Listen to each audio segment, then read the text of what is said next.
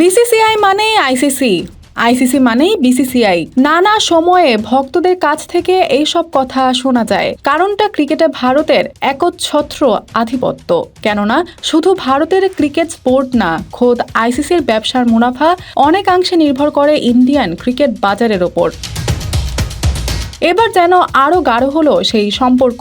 BCCI এর chair ছেড়ে এবার আইসিসির চেয়ারে বসলেন জয় শাহ। আনুষ্ঠানিকভাবে আইসিসির নতুন বস ভারতের জয় শাহ। আবারও বিশ্ব ক্রিকেটের নিয়ামক সংস্থার দায়িত্বে এলেন কোনো ভারতীয়।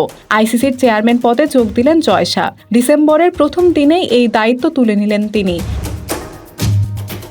2020 সাল থেকে আইসিসির এই পদে থাকা গ্রেগ বার্কলের জায়গায় দায়িত্ব নিলেন জয়। চেয়ারম্যান হিসেবে তার লক্ষ্য নিয়েও মুখ খুলেছেন বিসিসিআই এর প্রাক্তন কর্তা। রোববার সংবাদ বিজ্ঞপ্তিতে জয় শাহের দায়িত্ব নেয়ার বিষয়টি জানিয়েছে আইসিসি।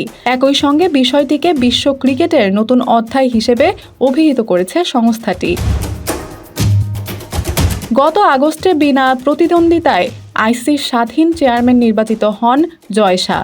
আইসিসি বোর্ডের মনোনীত একজন প্রার্থী ছিলেন তিনি, তাই আনুষ্ঠানিক নির্বাচনের প্রয়োজন হয়নি। 2019 সালের অক্টোবর থেকে বিসিসিআই সচিবের দায়িত্ব পালন করেছেন জয় শাহ। 2021 সালের অক্টোবর থেকে এশিয়ান ক্রিকেট কাউন্সিলের এসিসি প্রধানও তিনি।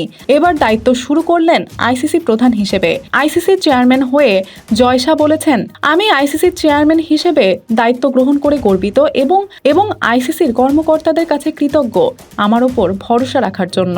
এটা ক্রিকেটের জন্য দারুণ সময়, কারণ আমরা 2028 সালে অলিম্পিকের জন্য তৈরি হচ্ছি। ফলে বিশ্বের আরও বেশি করে সমর্থক আমাদের সঙ্গে যোগ দেবে।